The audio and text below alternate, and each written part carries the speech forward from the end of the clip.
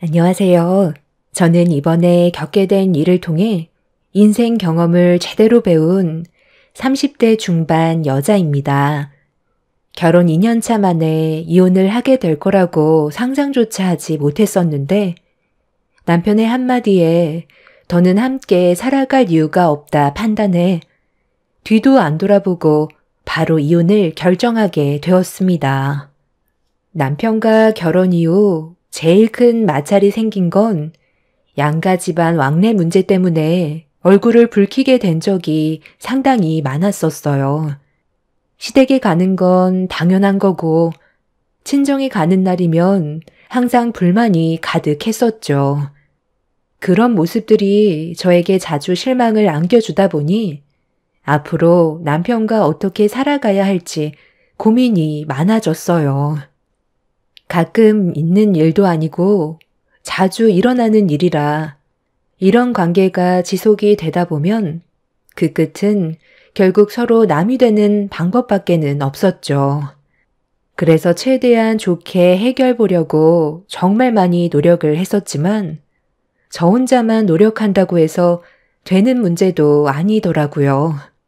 남편이 친정에 가는 걸 싫어하다 보니 시댁 식구들도 제가 눈에 거슬렸는지 시댁에 가게 됐을 때 시모가 한마디 했고 그런 부분들이 너무 서운하게 다가오면서 왜 욕을 먹어야 하는지 이유도 알 수 없어 답답하기만 했었습니다.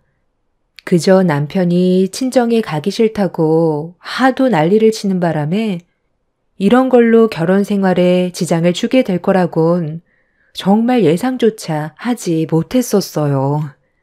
이기적인 남편의 행동들 때문에 저도 참는데 한계에 다다랐었고 이렇게 사는 건 아닌 것 같아 시댁에서 한마디 듣고 온 이후 집으로 돌아온 저는 남편한테 다시 한번 확실하게 제 입장을 얘기해 줬어요. 당신이 왜 우리 부모님 집에 가는 걸 꺼려 하는지 모르겠어. 속마음이 어떤지 제대로 말을 해주지 않다 보니까 계속 이런 마찰이 생기게 되잖아. 우리 부모님이 당신한테 못하는 것도 아니고 정말 잘 챙겨주시는데 어떻게 가기 싫다는 말을 아무렇지도 않게 할 수 있어? 가기 싫은 걸 그럼 억지로 가냐? 나도 이런 생활 좋아서 하는 줄 알아? 당신이 솔직하게 얘기해달라고 하니까 말해주겠는데 상처받지 마. 처가댁에 가면 내가 너무 피곤해. 일단 거리도 가까운 편이 아닌데 시골에서 생활하시는 분들이라 일거리가 끊임없이 나오잖아. 장모님이 손가락 하나 까딱하지 말고 쉬라고는 하시지만 사위인 내가 집안에만 박혀 있을 수 있겠어? 눈치가 얼마나 많이 보이는데. 그리고 장모님은 왜 이렇게 쉬지 않고 움직이시는 거야? 내가 마음 편히 앉아있을 수가 없어. 농사일을 하다 보니 하우스에 많이 나가시는데 나 혼자 집에 있는 것도 얼마나 불편한지 알아? 당신 부모님 일이니까 당연하게 생각하고 도와드리는 거겠지만 내 입장은 전혀 다르다고. 사위는 100년 손님인 거 알지? 대접받아야 될 입장인데 가자마자 눈치가 보여서 일을 안 할 수가 없잖아. 나는 이런 삶을 원하던 게 아니었어. 손가락 하나 까딱하지 않고 사위로서 대접받고 싶었다고. 그래서 처가댁에 가고 싶지는 않아. 그게 이유인 거야? 당신이 지금 하는 말 너무 어이없는 거 알아? 방금 거리가 멀다고 그랬어? 우리 부모님 집은 차로 1시간 거리고 시댁은 차로 2시간 반이나 걸리는 거리인데 당신은 시댁에 갈 때면 불평 불만 없이 거리가 멀어도 아주 즐겁게 출발하잖아. 그런데 우리 집은 1시간 거리밖에 안 되는데 그게 멀다고 얼굴에는 온갖 짜증이 가득해선 사람 마음 불편하게 만들어야 되겠어? 우리가 단순히 연애만 하는 사이도 아니고 결혼을 했으면 서로를 이해하고 존중해 줘야지. 어떻게 당신은 혼자만 생각해? 우리 부모님한테 눈치가 보인다는 건 그만큼 당신이 부모님께 잘 못하니까 그런 걸 느끼는 거겠지. 나는 그래도 시댁에 갔을 때면 최선을 다하고 오려고 하는데 당신은 우리 부모님께 잘하려는 마음을 조금도 내비치지 않아서 그게 제일 서운하다고. 남편과 최대한 좋게 대화로 풀어나가려 했지만 생각하는 걸 들어봤을 때 함께 하는 게 오히려 서로에게 상처만 주게 될 것 같아 이혼에 대해 고민을 하게 됐어요. 계속되는 마찰은 결국 서로의 마음에 깊은 상처만 남겨진 채 해결되는 건 전혀 없었어요. 그날 정말 많은 대화를 나눴었지만 남편의 이기적인 마음은 변하지 않았습니다. 이런 관계가 지속이 되다 보니 저 또한 시댁에 가는 걸 싫어하게 되었고 모임이 있을 때면 계속 빠지는 상황이 생길 수밖에 없었어요. 그렇게 되자 남편이 저와 나눈 대화에 대한 불만들을 시댁 식구들에게 전부 다 털어놓았고 결국 시모에게 전화가 와선 당장 튀어오라는 말에 어쩔 수 없이 시댁을 갈 수밖에 없었어요. 어느 정도 마음의 준비를 하고 갔기 때문에 조금이라도 틀어진다면 각자 갈 길 가는 걸로 결정을 내리기로 마음먹게 되었죠. 좀 조용히 살면 안 되겠니? 일을 꼭 크게 만들어야 되겠어? 네가 좀 이해하고 넘어가면 되는 거잖아. 내 아들이 가기 싫다는데 굳이 끌고 가는 이유가 뭐야? 제가 끌고 갔다고 그랬어요? 오히려 반대로 얘기했었는데요. 저희 부모님 댁에 하도 가기 싫다고 그래서 그냥 저 혼자 가려 했는데 그건 또 싫은지 본인이 따라온 거라고요. 저도 싸우고 싶지 않고 최대한 좋게 해결하려고 하지. 이런 분위기 오래 끄는 거 정말 안 좋아해요. 그런데 이건 너무하잖아요. 어머님 댁에 오는 건 당연한 거고 저희 집에 가는 건 온갖 눈치 받아가면서 어쩌다 한번 겨우 가는 건데 그것까지도 눈치를 받게 되니 제 속이 어떻겠어요? 그럼 당신 혼자 가면 장인 장모님께서 우리 관계를 뭐라고 생각하시겠어? 괜히 싫은 말 듣고 싶지 않아서 그냥 간 것뿐이야. 차라리 그게 속 편하거든.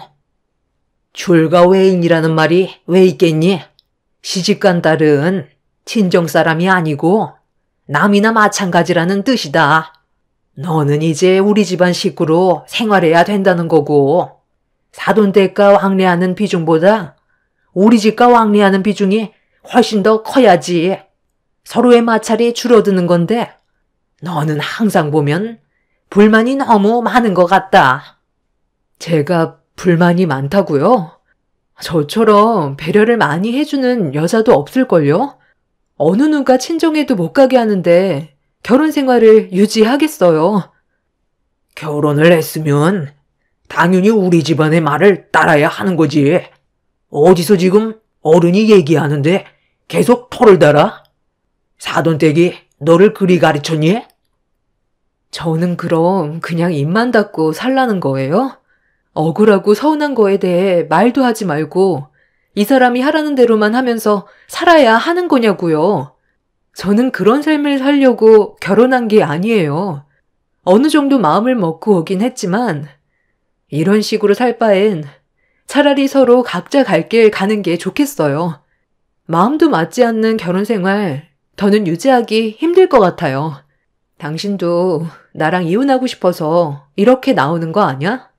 나를 조금이라도 사랑하는 마음이 있었다면 내 입장에 대해서 생각해주고 배려를 해줬겠지. 이렇게 이기적으로 행동하지는 않았을 거야. 나에 대한 사랑이 식었다는 거 오늘로써 확실하게 알았으니까 우리 여기까지만 하자. 너 혼자 북치고 장구치니? 이혼이 그리 쉬운 줄 알아? 내 아들 인생에 흠집이 나는 걸 내가 왜 두고 봐야 하는데? 너는 그냥 조용히 살면 되는 거야. 내가 뭘 잘못했다고 이렇게까지 나오는지 모르겠지만 내 입장에선 당신한테 최선을 다하며 살아왔어. 이혼은 못 들은 걸로 할게. 저희 그만 일어나 볼게요. 남편은 점점 격해지는 집안 분위기를 더 크게 만들고 싶지 않았는지 저를 데리고 밖으로 나왔어요. 그리고 차에 태운 뒤 어디론가 급하게 출발을 했고, 가는 동안 저희 부부는 한마디 말조차 하지 않았는데, 거의 도착해서 보니 남편이 저희 부모님 집을 향해 달리고 있던 거였어요. 부모님께서는 아침 일찍 농사일을 하셔야 돼서 벌써 주무시고 계실 텐데, 연락도 없이 찾아간 남편의 속마음을 알 수 없었던 저는 현관문을 붙잡으려는 남편을 끌어당기면서 뭐 하는 짓이냐고 화를 내자 저를 무섭게 노려보던 남편이 자기 부모님이 받은 스트레스 그대로 돌려줘야 할 것 같다면서 현관문을 강하게 두드렸습니다. 아니, 연락도 없이 이 늦은 시간에 윤서방 무슨 일인가? 얼굴빛이 상당히 안 좋은데 내 딸과 안 좋은 일이라도 있었던 거야? 일단 들어와서 얘기하게. 아니요. 들어갈 필요는 없을 것 같아요. 여기서 딱 한마디만 하면 될 것 같거든요. 장모님, 지수가 방금 저희 부모님한테 뭐라고 했는지 아세요? 이혼하겠대요. 저랑 성격이 너무 안 맞고 이기적인 것 같아서 그만하겠다는데 어떻게 생각하세요? 저희 부모님이 얼마나 큰 충격을 받으셨는지 아세요? 제가 장모님 댁 오는 거 싫다고 했거든요. 싫은 걸 억지로 할 수는 없잖아요. 올 때마다 쉬지도 않고 일만 해서 제가 얼마나 눈치가 보이는지 아세요? 명절 때만 잠깐 얼굴 비치면 되는 거지. 굳이 주말에 가끔 들려야 될 필요는 없는 거잖아요. 장모님 때문에 저희가 정말 이혼했으면 좋겠어요? 그걸 바라시는 거냐고요? 아니, 갑자기 이게 다 무슨 말이야? 너무 갑작스러워서 윤서방이 무슨 말을 하는 건지 전혀 이해를 하지 못하겠네. 지수야, 네가 좀 알아듣게 설명을 해봐. 이혼이라니? 둘 사이에 문제가 생기게 된 게 엄마 때문인 거야? 윤서방이 왜 우리 집에 오기 싫다고 하는 거니? 여태까지 단 한 번도 눈치를 준 적은 없었는데. 엄마는 많이 당황하셨는지 말을 제대로 이어가지 못하고 있었어요. 남편은 저희 엄마를 노려보면서 흥분을 가라앉히지 못하길래 제가 대신 그동안 어떤 일들이 있었는지에 대해 설명을 해드렸어요. 그리고 왜 이렇게까지 됐는지 전부 알게 되신 엄마 얼굴에는 그늘이 가득했어요. 남편은 이혼만큼은 절대 하지 않겠다며 명절날 이해에는 친정에 오지 않겠다고 못을 박은 뒤 저를 또다시 무작정 차에 올려 태웠어요. 밖이 소란스러워지자 뒤늦게 아빠가 밖으로 나오셨지만 남편은 인사조차 드리지 않고 다시 차를 출발시켰어요. 화가 머리끝까지 올라와 버린 저는 차를 세우라고 난리를 쳤고 한참을 달리던 남편이 갓길에 차를 세우자 바로 내려 버렸어요. 이미 더 이상 함께 살 이유가 없다고 확실하게 느끼게 된 순간이었고 소송을 해서라도 이혼을 하는 게 서로를 위한 길이라고 판단하게 되었습니다. 그렇게 저는 택시를 잡기 위해 뒤도 안 돌아보고 걸어가고 있었는데 남편이 제 팔을 붙잡으면서 돌려 세우길래 이미 남편한테 좋은 감정이라곤 전혀 남아있지 않았던 상태라 몸이 돌아가는 순간 남편의 뺨에 손을 올려 버렸어요. 뺨을 맞게 된 남편은 당황한 얼굴로 저를 바라보길래 더는 따라오지 말라며 소리를 지른 뒤 택시를 타고 친정집으로 다시 돌아왔어요. 그리고 부모님의 얼굴을 보자마자 그동안 참아왔던 서러운 감정이 터지면서 눈물이 쏟아져 나와 버렸네요. 결혼 생활이라는 게 이렇게까지 힘든 줄 몰랐는데 사소한 거 하나부터 서로 맞지 않다 보니까 계속 마찰이 생기고 서로가 받는 정신적 스트레스는 더 이상 버티지 못하게 만들었어요. 부모님께서도 제가 그동안 마음고생이 심했을 것 같다며 제가 내린 선택에 대해 존중해 주셨고, 다음날 남편과의 이혼을 준비하려고 변호사를 만나 상담을 받은 뒤 다시 친정으로 돌아왔는데, 남편 차가 저희 부모님 집 앞에 주차가 되어 있더라고요. 그날 아빠는 업무상 사람을 만나야 한다고 자리를 비우셨었는데, 하필 남편이 아빠가 안 계실 때 부모님 집에 왔길래 좀 걱정이 되었습니다. 차에서 열기가 느껴지는 걸 보고 부모님 집에 온 지 얼마 안 된 것 같아 보였어요. 이미 제가 남편의 얼굴에 손을 올렸을 때 본인도 끝난 관계라고 생각할 줄 알았는데 왜 또 왔는지 알 수가 없었죠. 무슨 일 때문에 다시 왔는지 전혀 알지 못하는 상태에서 집으로 들어갔는데 아무도 없더라고요. 그래서 밭으로 나갔나 확인을 해보니 멀리에서 남편과 저희 엄마의 모습이 보였습니다. 무슨 일이 생기기라도 할까봐 불안한 마음에 서둘러 걸음을 재촉했고, 남편의 얼굴을 다시 마주한 순간 정말 어이가 없었습니다. 회사에 출근 안 하고 지금 여기서 뭐 하는 거야? 우리 엄마가 땡볕에 힘들게 일을 하고 계신데 너는 뭐 하고 있는 거냐고. 여기가 휴양지야? 파라솔 펴놓고 음료수가 목구멍으로 들어가니? 엄마, 여기 언제부터 계신 거예요? 오늘 폭염이라 땡볕에 오래 있는 거 몸에 안 좋다고 했잖아요. 이제 그만하시고 집으로 돌아가요. 장모님이 하신다는데 그냥 놔둬. 내가 도와드릴까 생각 좀 해봤었는데 내 손에 흙 묻히는 거 정말 싫어하는 거 알지? 손톱 밑에 흙이 껴버리면 위생적으로 얼마나 안 좋은데. 그래서 그냥 자리만 지켜주기로 했어.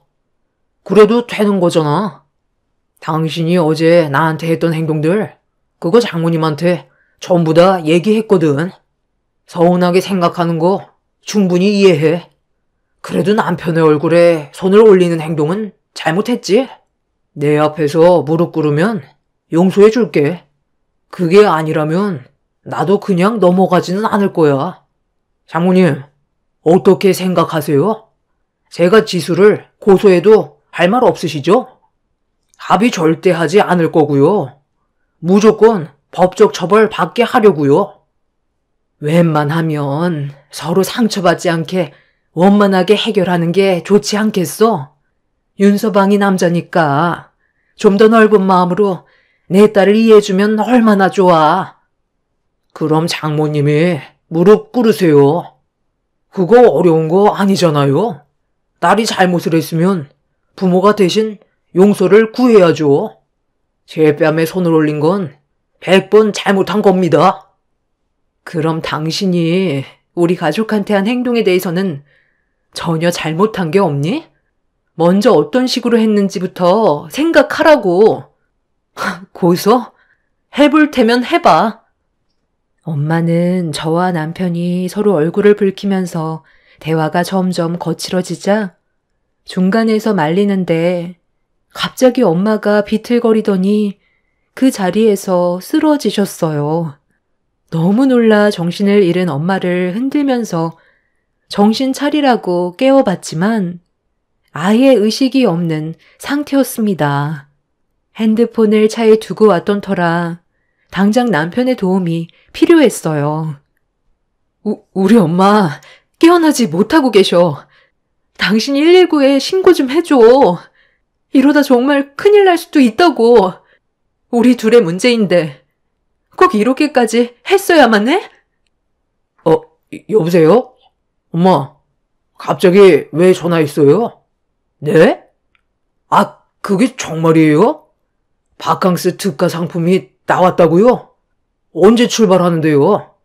다음 날로 바로 예약 잡았다고요? 아, 당연히 가야죠. 기회는 왔을 때 잡는 거예요. 그럼 지금 당장 떠날 준비해야 되겠네. 짐 싸서 바로 갈게요. 지수요? 옆에 있으니까 제가 한번 물어볼게요. 넌 안 가냐? 엄마, 별로 가고 싶은 생각 없는 것 같은데 그냥 저희끼리 가요. 얘는 원래 그런데 안 좋아해요. 네, 그럼 조금 있다가 갈게요. 너 정말 미쳤어? 지금 우리 엄마가 어떤 상태인지 뻔히 알면서 바캉스를 갈 거냐는 말이 나와? 너는 처음부터 끝까지 나에 대한 배려가 조금도 없구나. 빨리 119에 전화부터 하라고. 내가 왜 그래야 되는 건데? 정 급하면 전날에 내 얼굴에 손 올린 거에 대해 무릎 꿇고 당장 사과해. 진심이 느껴지는 것 같으면 핸드폰 빌려줄게. 지금 별로 급하지 않나 봐. 그럼 뭐 어쩔 수 없지. 내일 새벽 비행기라 지금 빨리 가서 준비해야 되거든. 너희 가족 일이니까 알아서 잘 처리해라. 남편은 정신을 잃고 쓰러진 저희 엄마를 보고도 눈 하나 깜빡하지 않고 몸을 돌려 차로 돌아갔어요. 남편한테 너무 화가 치밀어 올라 당장이라도 머리채를 잡고 싶었지만 깨어나지 못하는 엄마가 우선이었기 때문에 저는 옆에 있던 아이스박스 안에 담긴 찬물을 엄마 얼굴에 적신 뒤 힘겹게 업었어요. 그렇게 제 차가 있는 곳으로 가려 하는데 엄마 주머니에서 핸드폰이 떨어졌고 저는 파라솔 그늘에 엄마를 눕혀드린 뒤 119에 신고를 해서 도움을 받을 수 있었습니다. 그렇게 응급실에서 치료를 받으신 엄마는 탈진으로 인한 온열 질환 증상을 겪었던 거였어요. 무더운 날씨에 무리한 외부 활동으로 나타나는 질환이었죠.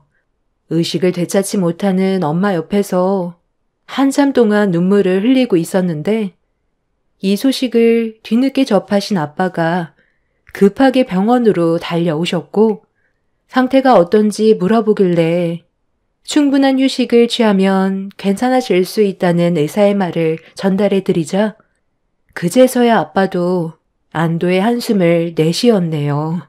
저는 아빠한테 엄마를 부탁한 뒤 집으로 향했어요. 그날 남편과 단판을 지을 생각이었고 절대로 용서하고 싶지 않았습니다. 그렇게 문을 열고 집에 들어갔는데 남편은 이미 시댁으로 갔는지 집에 없길래 다시 시댁으로 향하게 되었죠. 남편 차가 시댁 앞에 있길래 현관문을 열고 들어가려는데 남편의 목소리가 멀리에서 들려오길래 고개를 돌려보니 남편이 누군가와 대화를 나누고 있었습니다. 그 모습을 제 두 눈으로 보게 되는 순간 전혀 예상치 못한 광경이라 입을 다물지 못했고 몸을 숨길 수밖에 없었어요. 괜찮다니까. 같이 간다고 해서 문제될 거 전혀 없어. 어차피 나 이혼하잖아. 네가 원하던 게 그거 아니었어? 그런데 왜 이렇게 불안해하는 건데? 아직 이혼한 건 아니잖아. 이러다 우리 관계 알기라도 해봐. 그럼 법적 고소 들어올 테고 우리 회사 이미지에 엄청난 타격을 받게 되는 거라고. 사내 연애 금지인데 우리는 그것보다 더 심각한 사이잖아. 우리 둘이 사랑하는 사이라 해도 남들은 그저 불륜으로밖엔 안 본다고. 법적으로 완전히 정리가 된 이후에 시작하는 게 좋겠어. 그리고 우리 부모님한테도 지금 상황에서 말씀드리는 것보단 지금의 상황을 깔끔히 끝낸 뒤 사랑하는 사람이 있다고 얘기하고 싶어. 그래, 알았어. 자기가 불안해하는 거 오빠도 다 이해해. 그러니까 우리 이번에 같이 여행 다녀오자. 내가 우리 부모님이랑 가려고 여행 계획 잡았겠어? 거기 가면 방해할 사람도 없고 우리 둘이 자유롭게 시간 보낼 수 있잖아. 그리고 돌아와서 깔끔하게 정리할 테니까 너무 걱정하지 마. 나만 믿고 따라오면 된다니까. 사내 연애도 징계 조치 당하는데 우리가 불륜관계라는 사실이 회사에서 알게 된다면 어떻게 되는지 알지? 우리 퇴사해야 돼. 나 이 회사 정말 들어오고 싶었다고. 나도 마찬가지야. 그리고 다음 달에 나 대리해서 과장으로 진급하는 거 알지? 회사에서 나를 얼마나 좋게 보고 있는데 함부로 자르지 못할 거야. 정말 오빠 말만 믿어도 되는 거지? 그런데 오빠는 항상 무슨 안 좋은 일이 생기면 나한테 전화해서 만나자고 하더라? 평소에도 이렇게 자주 얼굴 보면 좋잖아. 내 화를 가라앉힐 사람이 너밖에 없어서 그래. 그래도 우리 아까 좋은 시간 보내고 왔잖아. 우리 부모님 기다리고 있으니까 서둘러 들어가자. 남편이 다른 여자와 바람 피우고 있는 모습을 목격한 저는 핸드폰으로 모든 상황을 촬영했어요. 너무 큰 충격을 받아서 손이 떨려 왔었지만 저에게는 꼭 필요한 증거물이었기 때문에 끓어오르는 분노에도 이를 악물고 둘이 나누는 대화를 제 귀로 모두 들으면서 숨죽여 촬영을 진행했어요. 그렇게 남편은 상간녀와 손을 잡고 시댁으로 들어가는 모습까지 제 핸드폰에 전부 찍히게 되었죠. 남편이 바람을 피우고 있을 거라곤 전혀 상상하지 못했었는데 제 두 눈앞에 펼쳐진 광경은 온몸에 소름이 돋게 만들었어요.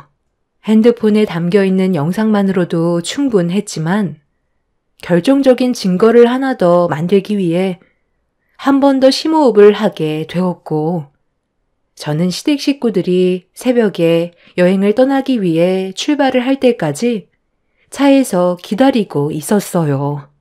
그리고 예상했던 대로 남편은 상간녀를 데리고 시부모님과 함께 움직였어요.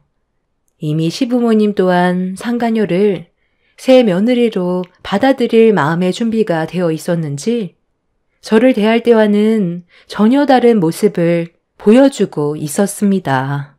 더군다나 상간녀가 시댁에서 하룻밤을 함께 보냈다는 건 엄청난 충격으로 다가왔었어요. 그렇게 남편의 차를 뒤에서 바짝 쫓았고 공항에서 내린 시댁 식구들은 표를 끊은 뒤 비행기에 올라타려고 들어가려 하자 저는 뒤에서 모든 영상들을 전부 촬영한 뒤 출궁장이 떠나갈 정도로 남편의 직위를 외쳐 불렀습니다. 야, 윤대리, 네가 감히 나 몰래 바람을 피워? 저 여자를 데리고 해외여행까지 다녀오려고? 그런데 이거 어쩌니? 너희들 인생 여기서 끝난 것 같은데? 당신이 여긴 어떻게 알고 온 거야? 언제 출발하는지 알려준 적도 없었는데. 그리고 지금 이게 뭐 하는 짓이야? 너 나한테 복수라도 하는 거냐? 복수? 이거 가지고 복수라고 하면 안 되지. 이게 지금 용서가 된다고 생각해? 너희들이 어제 나눈 대화 들어보니까 저 여자 불륜 사실 걸릴까봐 엄청 불안해 하던데? 이 사실 저쪽 부모님은 전혀 알지 못하시나 봐. 불륜 사실이 회사에 까발려지면 너희들 퇴사 조치 당한다며? 다음 달 과장으로 진급한다고. 그런데 네가 번쳐 놔두고 저 여자와 바람 피웠다는 사실을 알게 되면 어떻게 될까? 사내 연애 금지에 엄격한 회사가 과연 불륜을 받아줄 수 있을까? 어제 너희들이 나눈 대화 이 핸드폰에 다 담겨 있고 출국 영상까지 전부 증거물로 만들어놨으니 이제 너희들 하고 싶은 대로 해. 여행을 다녀오던 지지고 볶던 마음대로 하라고. 나는 이 영상을 가지고 바로 회사로 찾아갈 거야. 내 인생을 망친 너희들을 그냥 둘 것 같니? 나를 놓친 거에 대해 평생 후회하게 될 거다. 이 천치들아. 잠깐만. 너 이대로 가버리면 우리가 마음 편히 여행 떠날 수 있을 것 같니? 일단 우리 좀 침착해지는 게 좋을 것 같은데 대화로 좋게 풀어나가면 안 될까? 그래, 좋게 해결하자. 우리 어차피 이혼하려고 했었잖아. 전날에 장모님 쓰러졌을 때 내가 그냥 버리고 와서 그래? 그런데 당신도 내 뺨에 손을 올렸었잖아. 네가 얼마나 나한테 많은 상처를 줬으면 그렇게까지 했겠어. 어차피 이혼할 거니까 막 나가도 된다는 거야? 좋게 풀어나가자고? 너희들한테 선처는 절대 없어.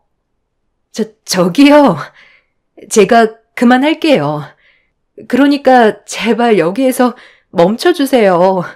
저 이 사실 부모님이 알게 되면 쓰러지실지도 몰라요. 이런 관계인 거 전혀 모른다고요. 그리고 정말 힘들게 들어간 회사였는데 이 문제로 퇴사 처리된다면 부모님 눈에 분명 피눈물이 흐를 거예요. 제가 이렇게 빌게요. 한 번만 용서해 주세요. 잘못된 길인 걸 알면서도 멈추지 않은 자신 탓을 해야지. 왜 나한테 용서를 구해? 이런 일이 생길지 모르고 일을 저지른 거야? 너희들한테 선처는 절대 없어. 제가 공항을 빠져나가자 온 시댁이 날뛰면서 저를 붙잡았지만 이미 돌이킬 수 없을 정도로 심각해진 상황과 남편이 저 말고 다른 여자와 바람이 났다는 걸 용서할 수가 없었어요. 결국 그날 저는 남편의 회사에 찾아가 관계자와 면담을 가졌고 제가 가진 증거물을 제출한 뒤 그동안 겪었던 아픔에 대해 설명하며 눈물까지 흘렸습니다. 회사에서는 사내 연애도 엄격한 문제였는데 사내 불륜이라는 충격적인 사실에 관계자분들은 심각한 회의를 거쳤고 회사 사람들의 투표로 진행한 결과 만장일치로 남편과 상간녀의 퇴사를 원하고 있었습니다. 회사의 막대한 피해와 안 좋은 이미지를 원하지 않는다는 결정에 모두가 동의한 결과였고 결국 남편과 상간녀는 퇴사 처리가 되어 버렸죠. 그리고 저는 두 사람을 상대로 소송을 걸었고 그렇게 위자료를 받은 뒤 관계를 정리할 수 있었습니다. 지금 생각해봐도 제가 뭘 잘못했는지 이해할 수가 없어요. 짧은 결혼 생활이었지만 저는 정말 최선을 다하며 노력해왔는데 남편은 저에게 어떠한 노력도 보이지 않았었죠. 하루라도 빨리 정리해서 제 삶을 되찾게 된 것만도 다행이라고 생각해요. 건강을 되찾으신 저희 엄마 옆에서 앞으로 행복하게 살려고요. 여러분들께서도 시댁 집안과 친정 집안 왕래 때문에 문제가 심각해진 적이 있으신가요? 살다 보니 별일을 다 겪게 되네요. 제 기막힌 사연 들어주신 분들 늘 건강 유의하세요. 감사합니다. 안녕하세요. 저는 41살이며 현재 주어진 삶을 소중히 여기며 열심히 살아가고 있는 남자입니다. 사연을 신청하기 위해 퇴근하고 집에 들어오면 잠이 들기 전에 그동안 있었던 일에 대해 정리하고 몇 자 적기를 반복하면서 근 한 달의 기간 만에 내용을 마무리 지은 것 같습니다. 여러분들께서 어떻게 생각하고 판단하실지 궁금하기도 합니다. 그날 있었던 사건은 저에게 너무나 큰 충격이었어요. 아내와 처음 만나게 된 건 일을 끝내고 병원 로비에 앉아 커피 마시며 잠시 쉬고 있는데 제 옆에 치료를 받기 위해 순번을 기다리고 있던 여자가 눈에 띄었고 그 여자를 처음 본 순간 숨이 멎을 것처럼 너무 아름다워 살면서 처음으로 여자한테 반하게 된다는 걸 느끼게 되었고 멍 때리며 그녀를 계속 쳐다보다가 서로 눈이 마주쳤어요. 저는 그녀에게 한순간 빠져버렸기 때문에 멍하니 쳐다보다가 그녀가 불쾌해하는 눈빛도 알아차리지 못했어요. 그리고 갑자기 자리에서 일어나 저에게 다가왔고 그 순간 정신을 차린 저에게 다가온 그녀를 보곤 당황했어요. 기분이 상당히 좋지 않았는지 왜 쳐다보냐는 말에 병원은 술렁거리기 시작했어요.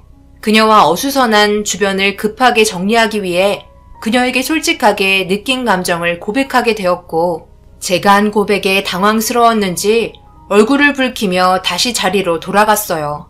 그렇게 첫 만남을 시작으로 몇 번 동안 병원에서 치료를 받았어야 했는지 그녀와 마주칠 수 있는 기회는 몇 번 있었습니다. 그럴 때마다 이 여자를 놓치기 싫어 계속해서 관심을 보였고 처음에는 경계하며 부담스러워했지만 반복적인 시도 끝에 어느 정도 마음을 열 수 있었는지 대화를 할 수 있었습니다. 간단한 대화였지만 그래도 짧게나마 서로를 알아갈 수 있는 계기가 되었어요. 그렇게 몇 번의 만남과 노력 끝에 그토록 바라던 연인 사이로 발전하면서 행복한 삶에 하루하루 즐거웠고 그녀와 평생 함께하고 싶다는 생각이 들었습니다. 만난 지 1년이 되었을 때 결혼에 대해서 진지하게 대화를 이어나갔고 처음으로 저희 부모님께 인사를 시키게 되었습니다. 제가 만남을 가지고 있는 여자가 있다고 얘기를 꺼내자 부모님이 많이 놀라셨어요. 워낙 무뚝뚝한 성격에 속마음을 꺼내지 않는 성격이라 제가 이런 말을 했을 때 믿기 힘든 눈치였어요. 내 아들이 사랑하는 여자라고 데리고 온 게 처음이라 우리가 많이 긴장해서 말실수해도 이해해줄 수 있죠? 결혼을 생각하며 진지하게 만나고 있다는 말을 들었어요. 그리고 지금 아나운서 일을 한다면서요? 방송에서 얼굴을 본 적은 없는 것 같은데 워낙 아나운서를 필요로 하는 곳이 많아서 다른 곳에서 일을 할 수도 있겠네. 우리 아들이랑 병원에서 만났다며? 네, 현재 아나운서 일을 하고 있고요. 주로 지방 행사 위주로 일을 진행하고 있어요. 가끔 스포츠 중계도 맡아서 다방면으로 부르는 곳은 어디든 가고 있어서 목을 많이 쓰다 보니 시간 날 때마다 병원에 갔는데 그때 만나게 되었네요. 어머니는 그동안 궁금했던 것들을 쉬지 않고 계속해서 물어보셨어요. 음식 준비해 주셨는데 음식이 어디로 들어가는지도 모를 정도로 정말 많은 질문을 하셨습니다.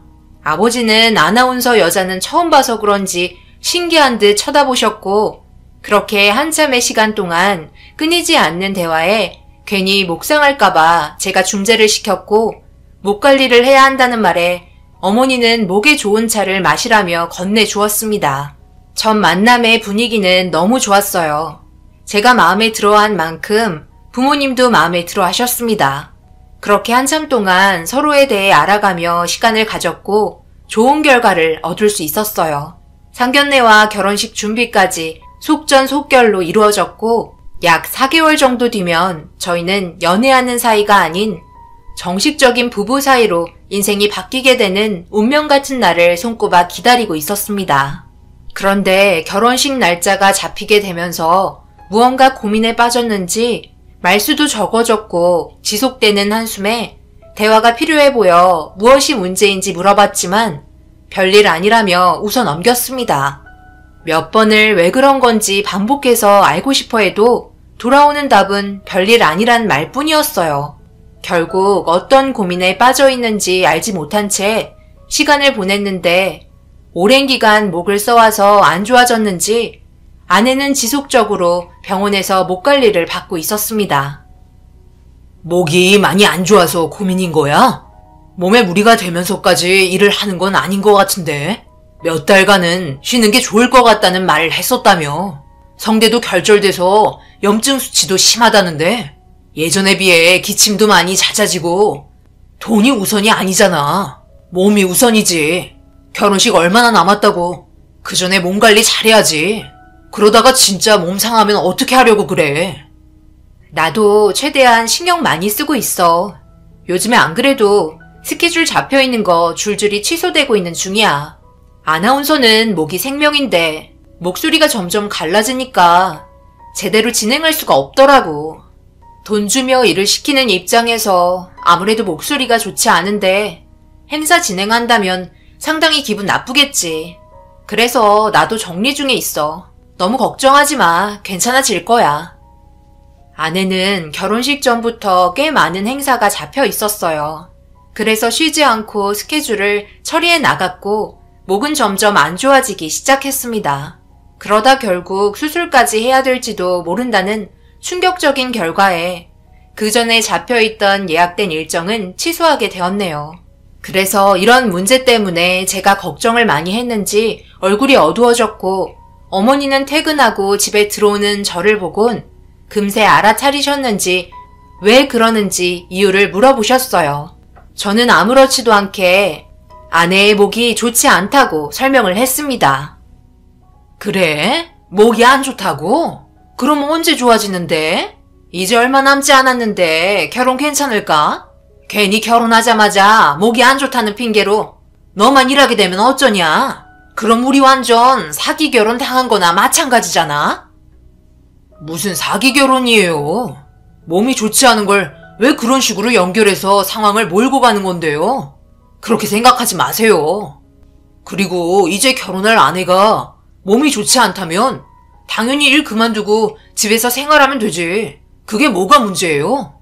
그런 이유 때문에 윤미와 결혼하는 거 아무런 지장 없어요. 저는 오히려 일하지 않고 집안일만 했으면 좋겠는데요. 제가 돈을 못 버는 것도 아니고 충분히 둘이 먹고 살 수 있을 정도로 여유로운데 굳이 일할 필요는 없잖아요.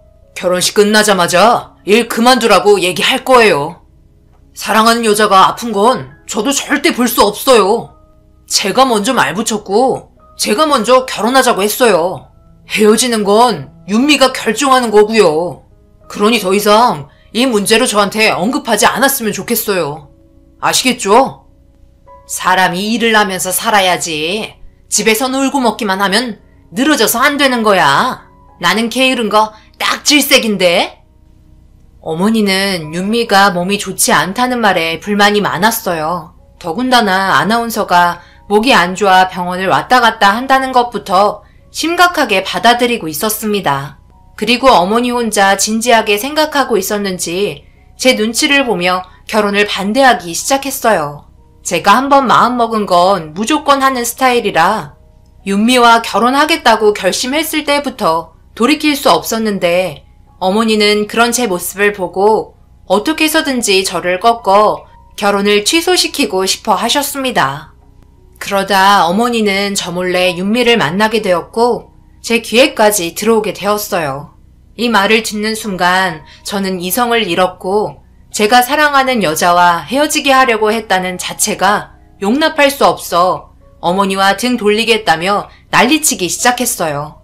태어나서 처음으로 어머니한테 집이 떠나갈 정도로 소리를 지르게 되었고 그런 모습에 많이 당황했는지 저를 진정시키려고 자신의 잘못 인정한다며 더 이상 아무 말도 꺼내지 않았습니다. 어머니의 행동이 마음에 들지 않았지만 그렇다고 어머니의 입장을 이해하지 못하는 건 아니었어요. 자식에게 무엇이든 좋은 것들만 주고 싶은 것처럼 저와 결혼할 배우자 또한 모든 게 완벽하길 바라셨습니다. 하지만 그렇게 따지면 솔직히 결혼할 수 없다는 거 잘 알고 있었고 저 또한 완벽하지 않은 존재인데 윤미를 함부로 판단해서는 안 되는 거라 생각했습니다. 그렇게 한동안 조용해졌고 결혼식이 한 달 정도 남았었는데 예상하지 못한 일이 벌어지고 말았어요. 윤미가 저에게 전화와서는 다짜고짜 파혼하자며 통보하기 시작했고 아무런 이유도 모른 채 당하기만 한 저는 이해할 수 없어서 만나서 얘기하자며 진정시켜 주었고 약속된 장소에서 만나 서로는 긴장된 상태로 대화를 주고받았습니다. 갑자기 무슨 파혼이야? 우리 여태껏 아무런 문제 없었잖아. 도저히 이해할 수가 없어서 더 당황스럽다고. 도대체 뭐가 문제인데? 내가 문제야. 내가 너무 부족하고 앞으로 함께 살아가면서 짐만 될 것 같아서 그래. 나도 사랑이란 걸 하면서 그동안 정말 많이 행복했는데 이건 내 이기적인 마음이었던 것 같아. 아무래도 결혼하고 나서 우리의 관계가 앞으로 점점 더 좋아질 거라는 확신도 없고 몸 상태도 별로 좋지 않은데 어머님의 말처럼 당신한테 피해를 주면서까지 결혼하는 건 아닌 것 같아. 우리 어머니가 무슨 안 좋은 말을 또 한 거야? 그래서 나한테 갑자기 파혼하겠다며 통보한 거냐고. 아니야? 아닌데 왜 그러는데? 설마 그것 때문에 그래? 그건 나한테 아무런 문제가 되지 않는다고 얘기했잖아. 내가 윤미 너한테 도대체 얼마나 더 많은 걸 보여줘야 나를 믿고 따라올 건데? 내가 눈물을 흘리며 애원해야 그때 허락해 줄 거야? 우리 이제 결혼식 한 달 정도 남았어. 지금까지 아무 일 없었고 앞으로도 아무 일 없을 거야. 그러니 마음 단단하게 먹고 앞으로 우리가 행복해질 날만 기억하자. 제가 한 말에 고개를 떨군 채 눈물을 흘리기 시작했어요. 몸 상태가 좋지 않아 아무래도 저에게 피해를 줄까봐 겁부터 먹고 있는 것 같았습니다. 최대한 침착하게 오랜 시간 대화로 풀어나갔어요.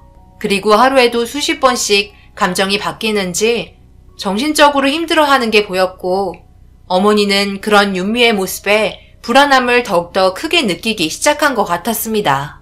그런데 갑자기 일이 터지고 말았어요. 괜찮을 거라고 생각하며 항상 안심시켜줬는데 결혼할 제 아내의 몸에 문제가 생기고 말았고 응급실로 실려온 상태였습니다. 그 누구보다 침착해야 했고 어떻게 된 상황인지 물어본 다음 수술방으로 들어갔습니다. 대충 상황을 들어보니 갑작스러운 발작이었고 그동안 많은 스트레스로 인해 몸에 무리가 온 것 같다며 또 다른 증상은 나타나지 않아 정밀 검사를 해야 할 것 같다는 의견에 급하게 수술을 준비를 진행하게 되었습니다. 아버님과 어머님은 저를 보며 제발 살려달라고 애원했어요.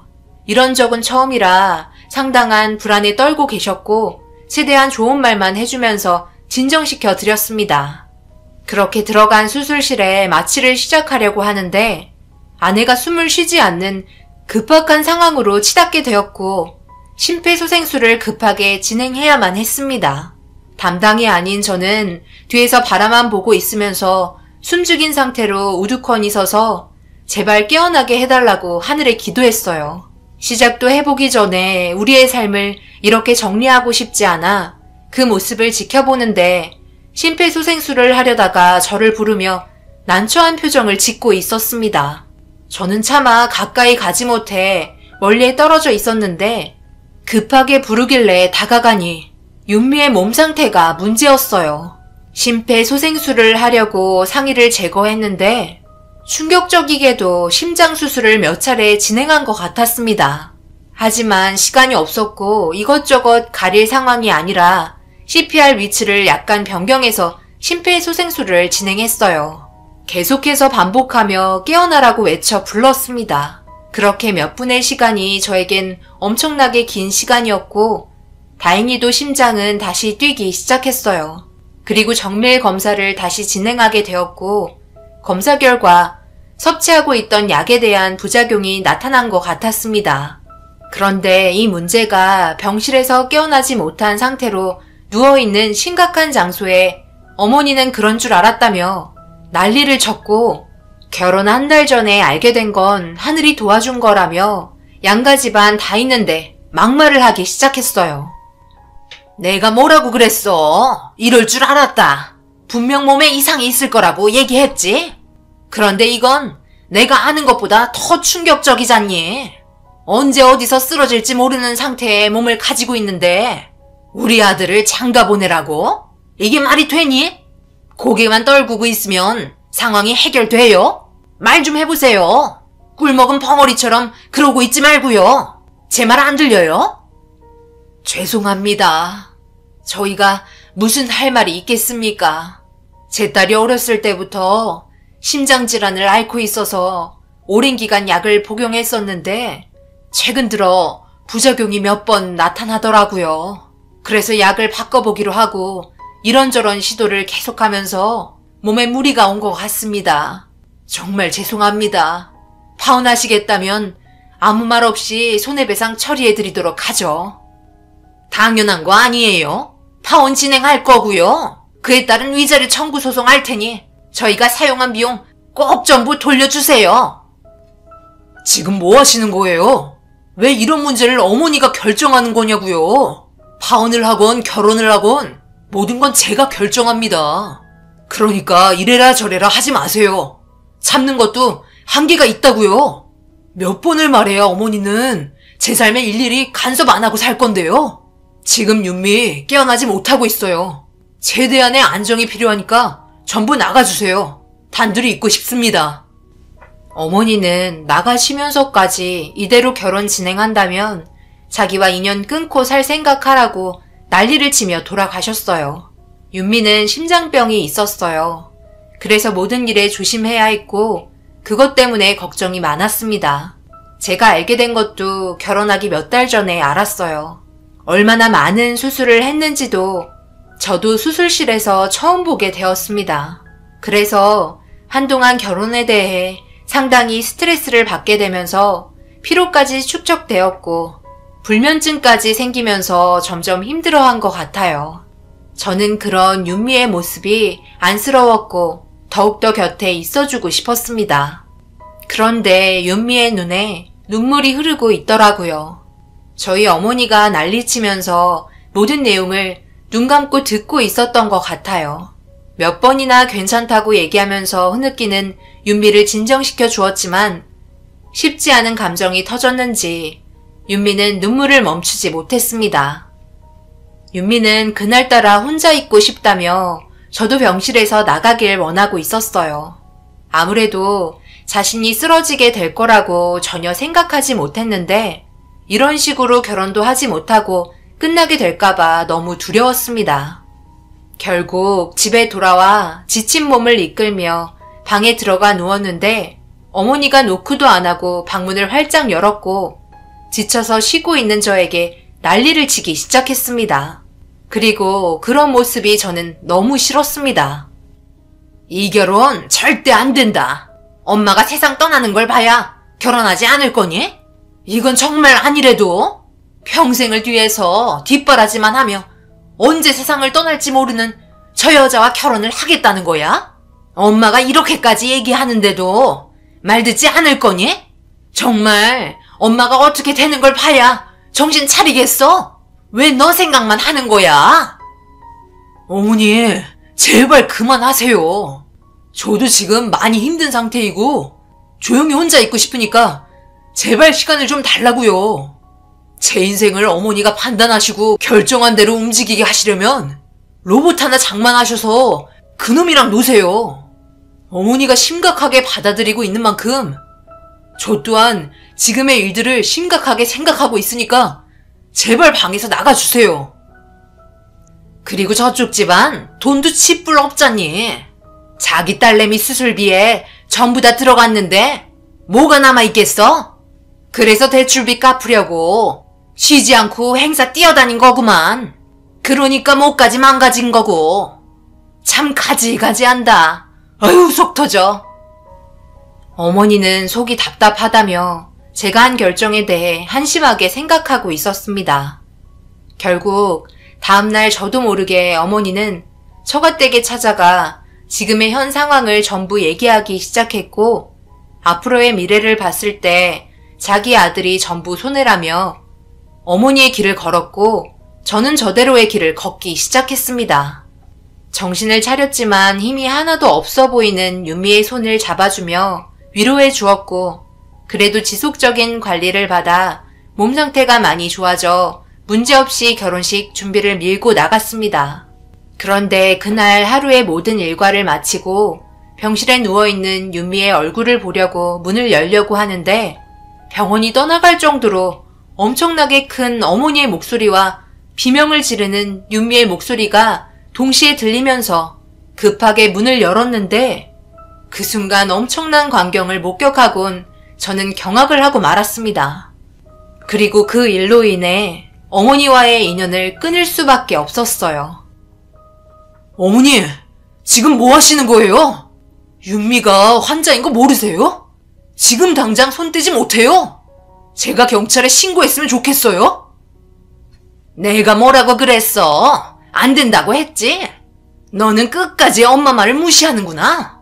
내가 얘 머리채 잡는 게 뭐 잘못됐니? 우리 병원에 얘만 나타나지 않았어도 이런 일은 생기지도 않았어. 그리고 내가 그동안 몇 번이나 헤어지라고 말했는데 내 말을 무시해? 그래서 그에 합당한 벌을 내리고 있었다. 나는 충분히 설명을 했고 이런 일이 발생이 될지도 모르니까 신속하게 정리하라고 통보했는데 내 말을 듣지 않더구나. 그럼 나는 어떻게 해야 되겠니? 당연히 응징을 해줘야 되겠지? 더 이상은 저도 가만히 있을 수는 없겠네요. 여보세요? 경찰서죠? 지금 여기 병원인데요. 당장 이쪽으로 와주세요. 병원에서 환자한테 난리치는 사람이 있어서요.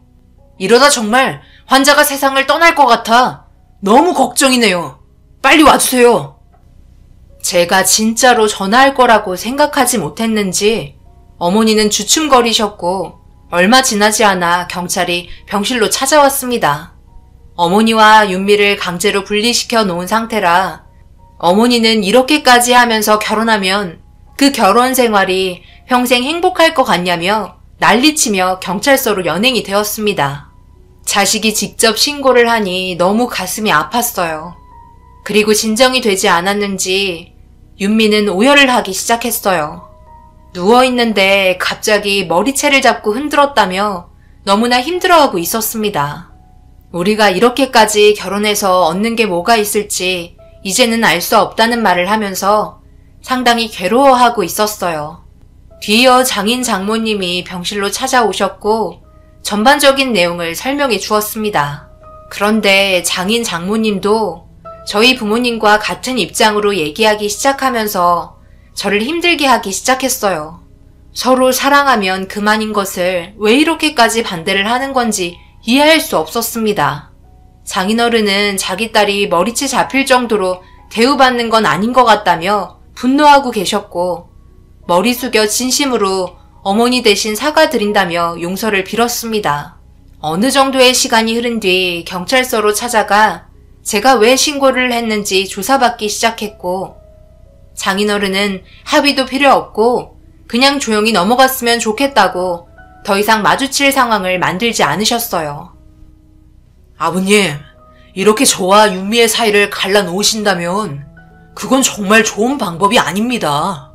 몸 상태도 좋지 않은데 또다시 신장 치료 때문에 행사를 뛰어다닌다면 윤미의 몸이 점점 좋아질까요? 갑자기 아무도 없는 골목이나 행사가 끝이 나고 집으로 돌아가던 도중 쓰러지면 그건 누가 지켜주게 될까요? 당연히 그 주변에 있는 사람이 도와줄 겁니다. 배우자인 제가 곁에 있다면 윤미 또한 안심이 될 거고 더 이상 불안해하지 않아도 됩니다. 옆에 있다는 것 자체만으로도 심리적인 안정을 줄 수 있는데 또다시 윤미를 위험에 빠뜨리게 하고 싶지는 않아요. 제발 저희 결혼 허락해 주세요. 내 딸이 또 안사돈에게 머리채 잡혔다는 말을 듣게 될까봐 나는 그게 두려운 걸세. 때만 되면 찾아가야 할 텐데 그런 일들이 한두 번 발생이 되면 나중에는 더 큰 문제도 생길 것 같아 그래서 결혼을 반대한 거네. 내 의견도 알아줬으면 좋겠네. 저는 장인어른께 물어봤어요. 제가 싫은지 아니면 괜찮게 보고 계신지. 그 답은 싫지 않다는 말이었고 그 말이 끝나자마자 가방에 있던 서류 꺼냈습니다. 윤미라고 부르는 게 아닌 정식적으로 아내를 맞이할 수 있는 혼인신고서였습니다. 법적으로 저희는 당당하게 부부로 살아갈 수 있는 서류였어요. 아내가 쓰러지기 전에 전부 작성을 해놨었는데 결혼하자마자 제출했으면 좋겠다는 말에 참고 있었습니다. 하지만 이렇게 계속 악순환이 이루어진다면 정말 윤미와 결혼하지 못할 것 같아 확고한 제 마음을 보여주었고 혼인신고 서류를 받은 장인어른은 자기 딸 정말 잘 부탁한다며 눈물을 보이셨습니다. 그렇게 저희는 제가 판단하는 대로 움직여줬고 법적으로 정식 부부가 되었어요. 아쉽게도 아내의 몸 상태는 좋아졌지만 많은 인원이 모일 수 없어서 예식장도 취소가 되었고 저희는 상황을 지켜볼 수밖에 없었습니다. 그때 제가 한 결정이 정말 신의 한 수였다고 생각했어요. 분명 결혼식부터 하고 혼인신고하려고 했으면 아마 지금의 아내와 결혼하지 못했을 것 같네요. 제가 부모님께 혼인신고 서류를 보여드리자 어머니는 목덜미 잡고 쓰러지셨고 아버지는 둘이 잘 살았으면 좋겠다고 응원해 주셨습니다. 결국 어머니는 저희가 정식 부부가 되었음에도 축복해 주지 않으셨어요. 하지만 나중에 분명히 저희를 인정해 줄 거라고 확신하고 있습니다. 그리고 알아본 신혼집을 바로 계약해 제 짐과 아내의 짐을 전부 새로 살게 된 신혼집에 풀었습니다. 앞으로 행복한 일만 있을 거라며 불안에 떨고 있는 아내를 안아준 채 신혼집을 구경하며 매일매일 눈을 뜨거나 감을 때 곁에 있어줄 아내를 보니 너무 행복했었습니다. 제가 한 결정이 너무 잘 된 것 같아 기분이 좋았어요. 그런데 그런 행복한 삶에 또다시 엄청난 일이 찾아왔고 저도 더 이상은 안 될 걸 너무나 잘 알고 있어서 극단의 조치를 취하게 되었어요. 여보, 나왔어. 집에서 잘 쉬고 있었어? 몸 좀 어때? 여보, 집에 없는 거야? 어머니가 왜 저희 안방에서 나오세요? 볼 일이 있어서 찾아왔지. 내가 아무 생각 없이 그냥 왔겠니? 그렇게 할 일 없는 사람은 아니란다. 여기에 팔도 들이고 싶지 않았지만 도저히 이건 아닌 것 같아 며느리와 얘기 좀 하려고 왔다. 그런데 며느리가 자고 있더라. 자고 있다고요? 그게 무슨 말이에요? 어머니가 왔으면 당연히 일어났겠죠. 비켜보세요. 여보, 나왔는데 내 말 안 들려? 그 순간 아내의 얼굴이 창백한 걸 확인할 수 있었고 제가 없는 사이 알지 못하는 일이 발생이 된 걸 느낄 수 있었어요. 아무렇지도 않은 표정으로 자기는 모른다는 듯이 멀뚱히 서 있는 어머니를 보고 너무 화가 치밀어 올랐고 저는 그 자리에서 심폐소생술을 시작했습니다. 119에 전화를 걸어 지금의 위치를 알린 다음 그때부터 쉬지 않고 심폐소생술을 시작했어요. 온몸에 땀이 흐를 정도로 제 아내가 눈을 뜨길 간절히 바랬습니다. 일어나라고 외쳐 불러보아도 아내는 눈을 뜨지 않았어요.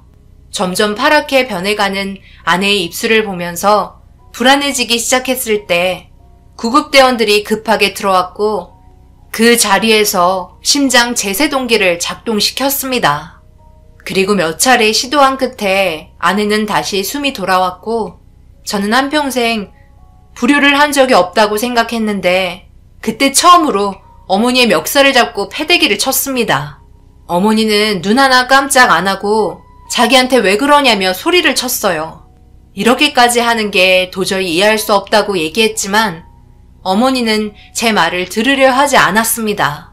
아내가 아프다는 이유 하나만으로 모든 걸 그냥 얻어가려는 모습이 눈에 거슬리고 보고 싶지 않아 제 아내를 싫어하셨습니다. 아내는 응급실에 다시 실려갔고 어머니는 경찰서로 연행시킬 수밖에 없었어요.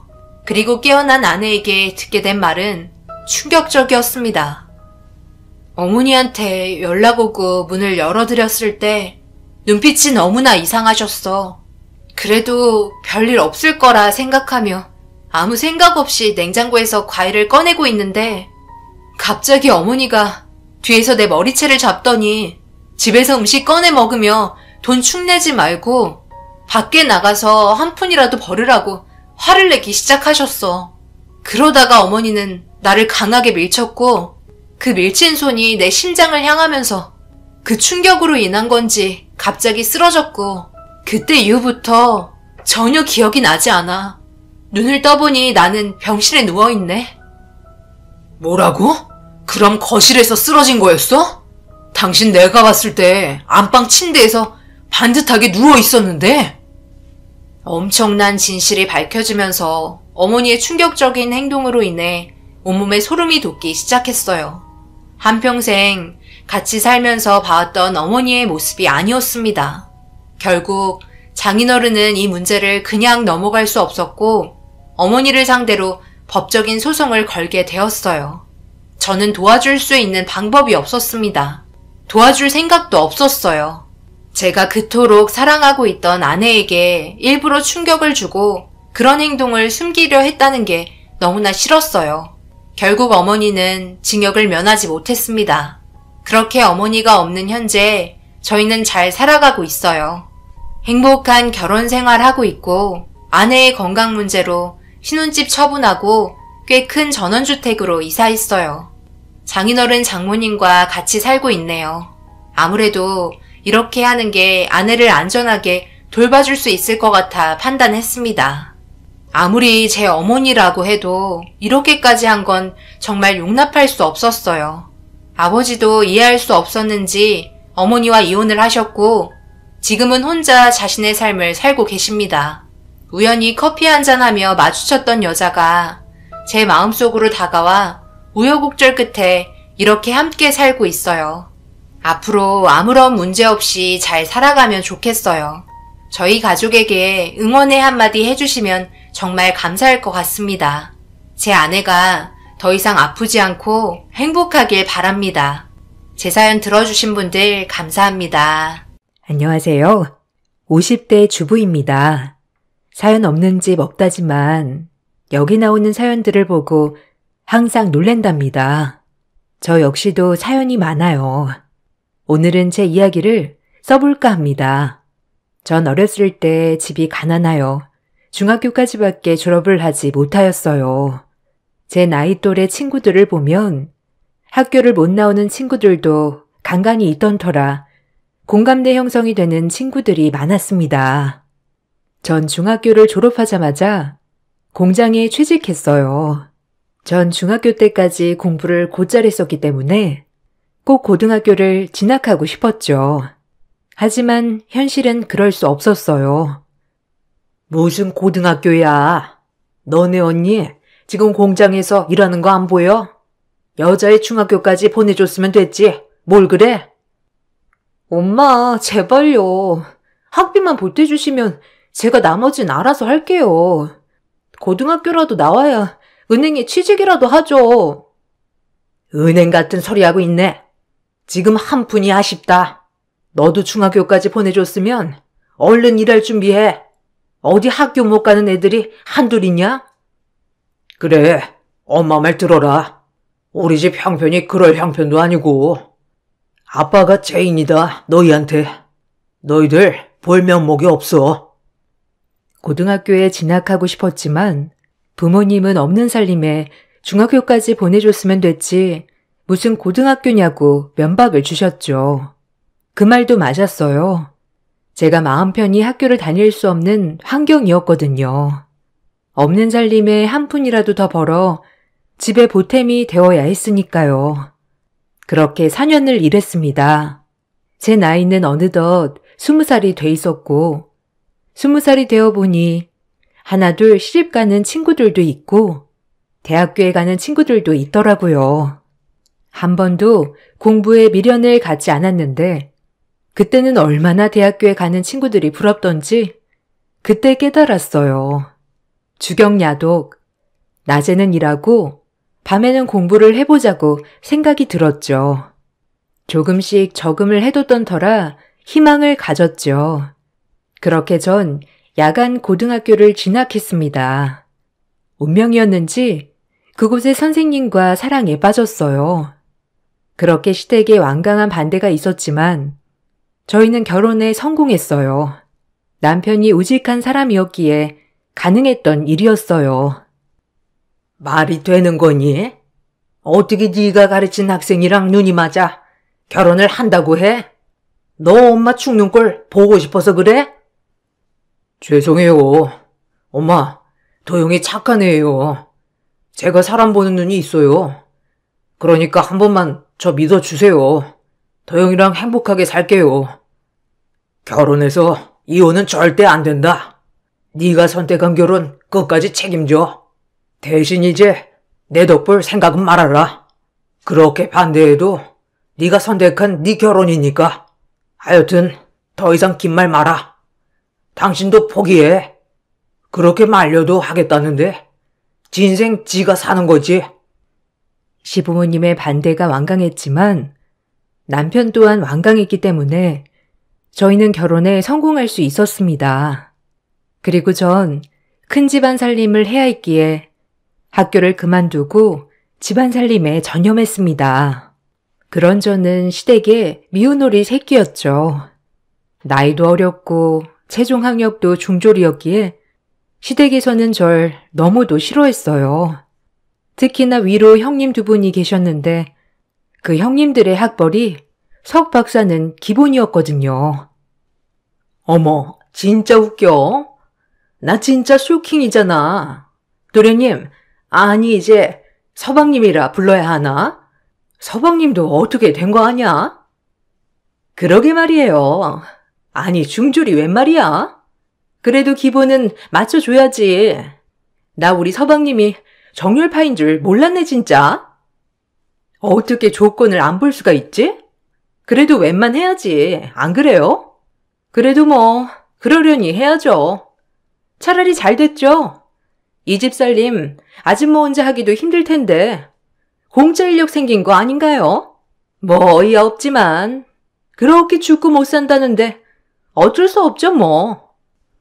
아, 동서도 동서 매력이 뭐인 것 같아? 나 진짜 궁금해서 그래. 뭐 얼굴이 딱히 예쁜 것도 아니고 그렇다고 집안이 좋은 것도 아니고. 네? 아, 저희는 그냥 둘만 생각했어요. 배경 이런 거 없이. 그리고 손익 형님들이니 당연히 형님들에게 깍듯이 하겠지만 무시하지 말아주세요. 병철 씨랑 결혼한 게 제가 두고두고 욕을 먹어야 할 이유가 되진 않는다고 생각하거든요. 형님들은 제 말에 아주 집이 떠나가라 비웃어댔습니다. 늘 그런 식이었어요. 시어머니와 시아버지도 저를 마음에 들어하지 않았지만 저를 아주 대놓고 괴롭힌 건 형님들이었죠. 형님들은 저와 말도 섞고 싶어 하지 않았고 가만히 계신 어머님의 속을 뒤집으며 저를 더 싫어하시게 부추겼죠. 그래도 다정한 남편을 생각하며 버텼습니다. 내가 선택한 결혼 후회하지 말자고요. 아니 어머님, 동서 오늘 아침에 밥 차리는 거 보셨어요? 본데 없이 자라서 그런지 밥도 그냥 아무렇게나 푸더라고요. 그거 제가 말하려고 했는데 아니 밥 퍼놓은 거 보고 저 엄청 놀랬잖아요. 어머님 보셨죠? 그런 것부터 티난다고 해야 하나? 아이고 그만 말해라 심란해. 어차피 기분 좋지도 않은 거 볼란 집에 부채질 마라. 나도 속 터지는데 참고 있는 거야. 아니죠. 그런 거는 어머님이 따끔하게 한마디 하셔야죠. 안 그런가요? 아주 제멋대로 얼마나 날뛰는데요. 기강을 잡아야죠. 형님 말이 맞아요. 얼마나 날뛰는데요.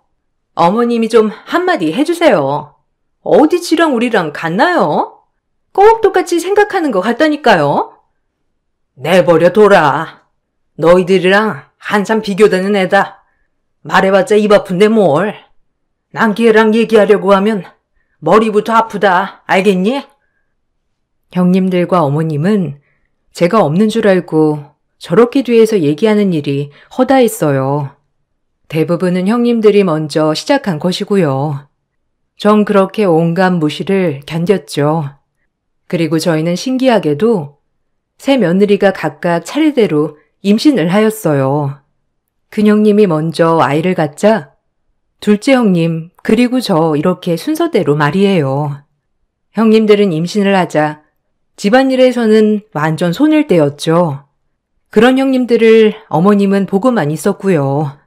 온갖 집안일은 다 제 차지가 되었습니다. 서러웠던 일이 한두 가지가 아니었어요. 가뜩이나 하지 않는 집안일이었지만 임신하자마자 딱 손을 떼더라고요. 큰 집안일은 제 몫이었습니다. 저도 배가 하루가 다르게 불러와 배가 많이 무거웠지만 저마저 못하면 남편까지 미움을 받을까 생각하며 열심히 했어요. 하지만 돌아오는 건 비아냥이었죠.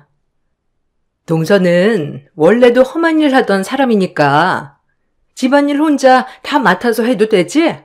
우리야 뭐 책만 보고 뭘 하나? 그리고 임신하니까 몸도 나른하니 아무것도 못하겠는 거 있지? 좀 부탁할게. 아니지. 동서는 결혼하고 팔 잡힌 케이스니까 이 정도는 괜찮나? 형님은 무슨 부탁이에요. 동서 그렇게 하도록 해. 어머님도 암묵적으로 동의하신 일이기도 하고 동서 임신했다고 우리랑 똑같이 아무것도 안 하려 들면 곤란해. 알겠어?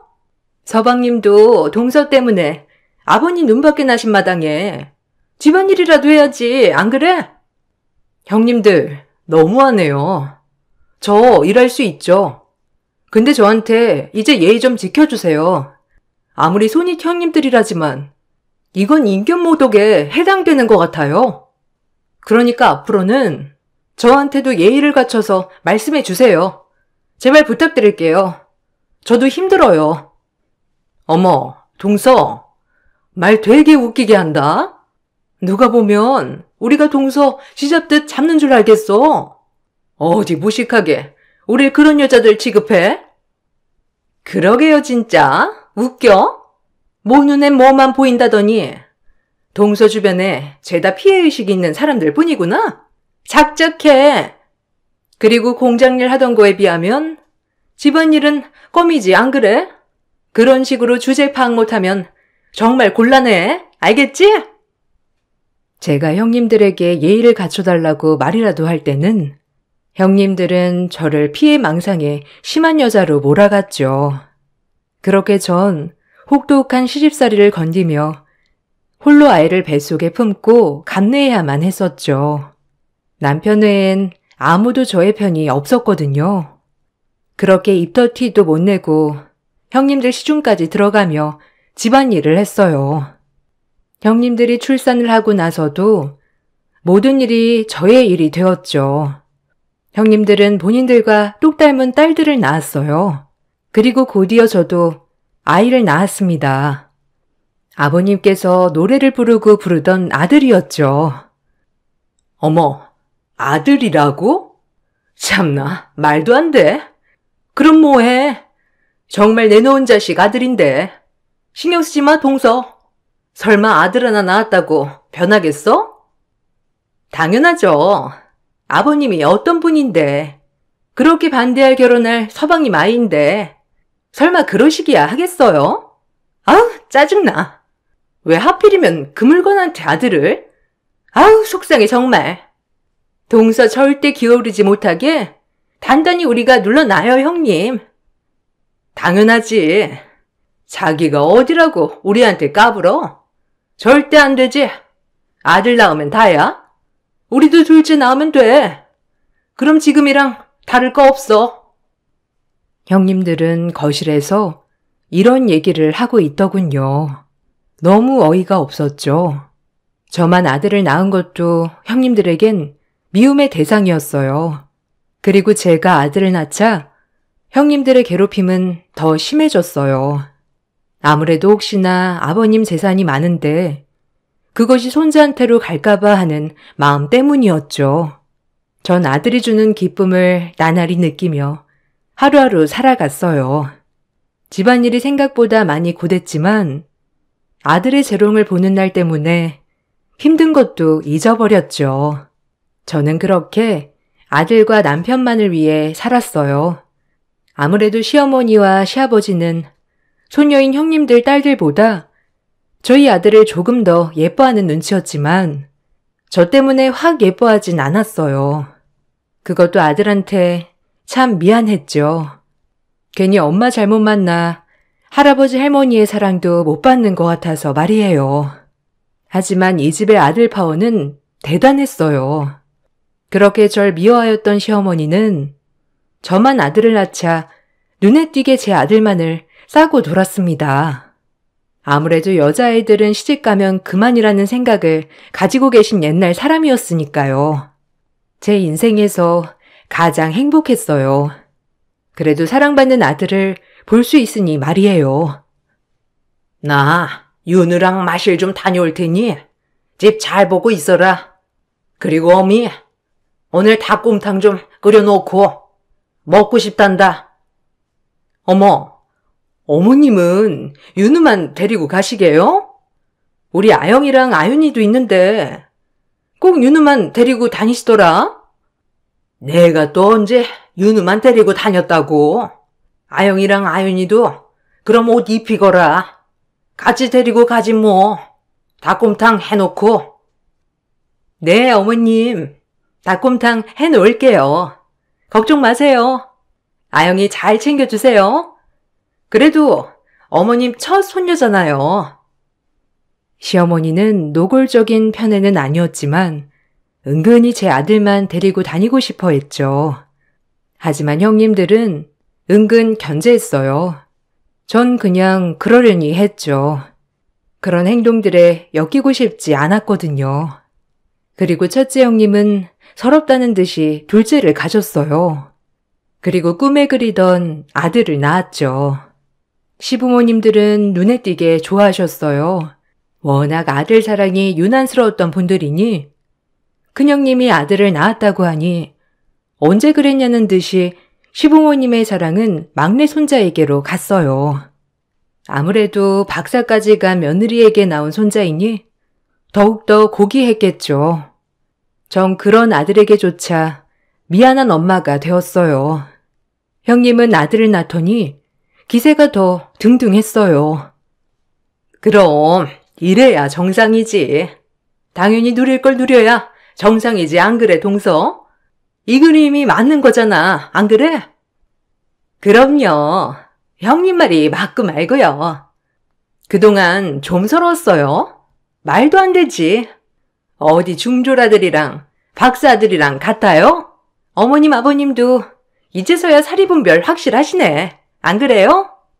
진짜 그동안엔 어머님 총기가 흐려졌나 했다니까요. 그래도 다행이죠 뭐.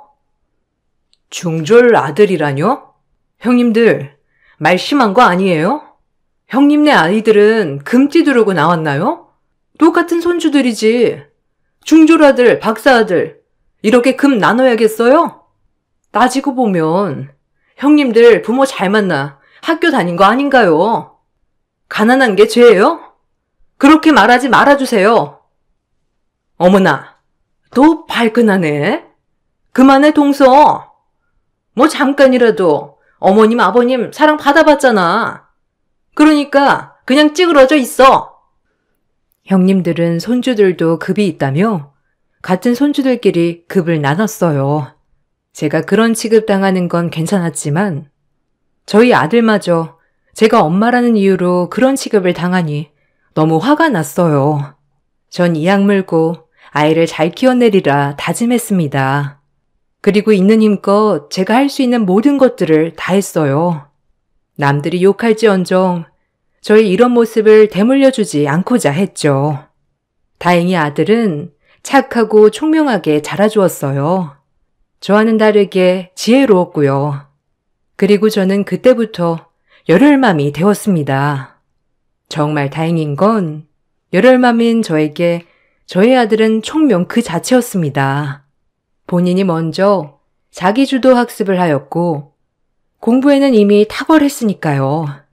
그렇게 밥 안 먹어도 배부른 나날이었죠. 그리고 전 분가를 꿈꿨습니다. 이제라도 저희 세 식구 나가 살며 오손도손 살고 싶었고 형님들과 엮이고 싶지 않았어요. 형님들은 제 아들이 조금이라도 뛰어날까봐 늘 전전긍긍 까내리기 바빴으니까요. 발악을 한다, 동서. 그래봤자 중졸 아들이지, 안 그래? 동서 머리 닮았으면 딱 중학교 때까지 아니야? 그만해. 무슨 말이에요? 제가 중졸이라고 해서 윤우도 중졸이 될 거란 말이에요? 무슨 말을 그렇게 하세요? 제가 아영이나 아연이 지 엄마 닮아 아주 싹수가 없네 이렇게 말하면 형님 기분이 어떻겠어요? 제가 누누이 말했죠? 말 조심하라고요. 말 함부로 하지 마세요. 어머, 지금 동서 나보고 싹수 없다고 한 거야? 말 다 했어? 이게 진짜 미쳤나? 아주 이제 눈에 뵈는 게 없지? 우리 집에 좀 살았다고 네가 뭐 되는 줄 아니? 넌 아직까지 그대로 중졸 나부랭이야, 알겠어? 그러니까 기어오르지 말고 찌그러져 있으란 말이야. 뭐라고요? 말 다 했어요? 두고 보자고요. 끝에 누가 웃게 되는지 형님인지 저인지 아셨어요? 저 절대 이렇게 가만 못 있으니까. 전 이 말만을 남겼습니다. 그리고 아들의 교육에 집중했어요. 맹모삼천지교라고 이 세상에 태어나서 그렇게 열정을 쏟아본 적이 처음이었죠. 다행이었던 건 아들이 그런 저를 잘 따라와 주었습니다.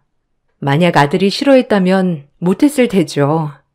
뭐든 완벽했어요. 공부하기 싫은 방학에도 제 말을 따라 주었죠. 낮에는 학원, 밤에는 자기주도 학습을 철저히 시켰거든요. 그리고 내신에 좋다고 하는 봉사활동은 죄다 섭렵했습니다. 전 그렇게 완전 열혈맘이 되어가고 있었죠. 그렇다고 집안일을 소홀히 한 건 아니었어요. 전 새벽같이 그 큰 집안일을 다 끝내놓고 아침부터 저녁까지 아들 공부 스케줄, 그리고 틈틈이 희어른 밥상 준비, 몸이 정말 두세 개라도 모자랄 지경이었어요. 형님들은 그런 저를 도와주기는커녕 본인들 치장하러 다니기 바빴고요.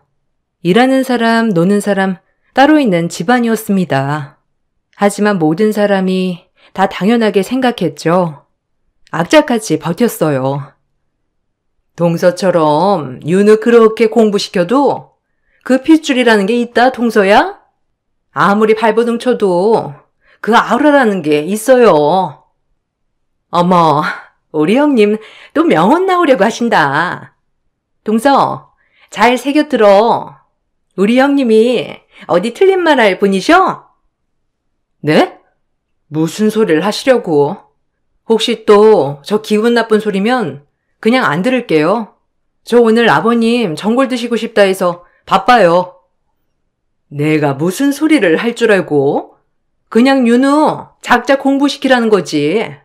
아무리 날뛰어도 그냥 윤우는 중졸 아들이니까. 형님, 중졸 얘기 좀 그만하세요. 자그마치 16년째예요. 형님 박사 따고 지금 뭐 하세요? 이 집에서 저랑 똑같이 며느리 아닌가요? 며느리라도 다 같은 줄 알아? 난 아버님, 어머님이 자랑스러워하는 며느리고 동서는 있는지 없는지 모르는 며느리고. 형님의 또 중졸 소리 정말 듣기 싫었죠. 자그마치 16년 내내 듣고 있었습니다. 하지만 그 아무도 비난하지 않았죠. 오히려 제가 중졸인 게 가장 큰 잘못이었으니까요. 그래도 아들이 총명한 덕분에 아버님, 어머님은 아들만은 예뻐해 주셨어요. 항상 성적도 1등, 상도 타오고 예의도 바르고 지혜로웠으니까요.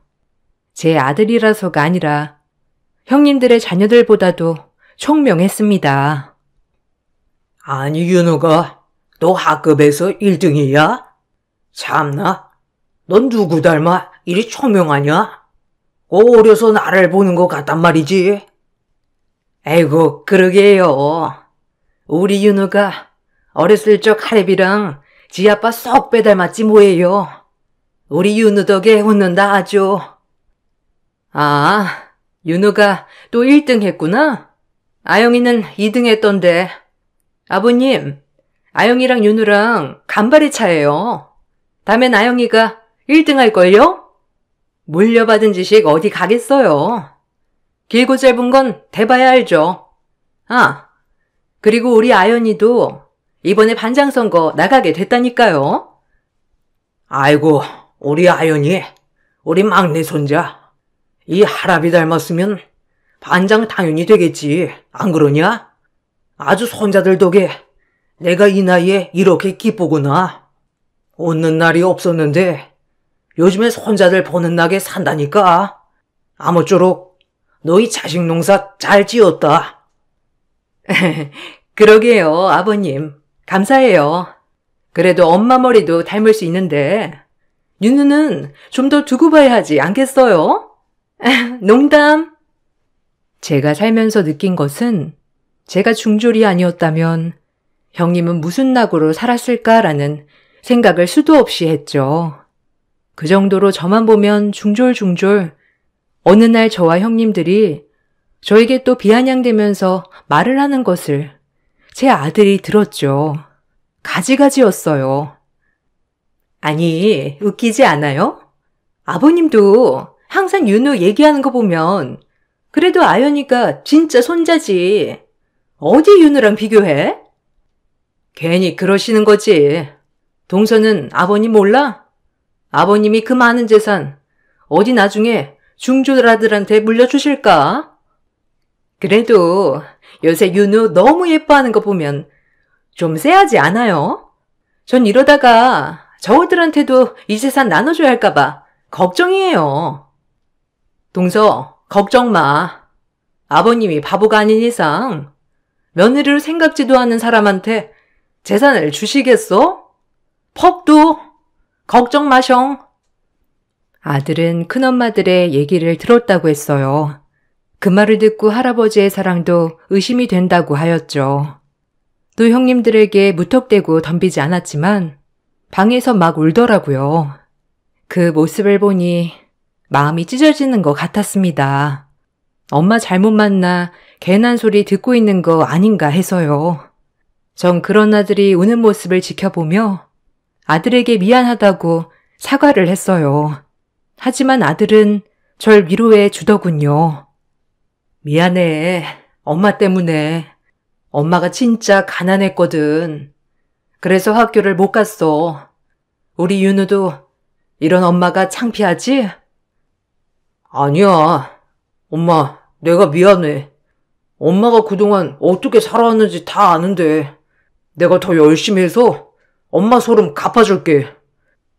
아니, 우리 아들은 지금 충분히 잘하고 있어. 더 이상 애쓰지 않아도 돼. 그냥 엄마는 윤우가 엄마처럼 어디를 가더라도 무시당하지 않고 살았으면 좋겠어. 그것뿐이야. 미안해, 우리 아들. 엄마가 우리 아들한테는 미안하단 말밖에 할 말이 없어. 이 시간 이후부터 미안해하지 않기.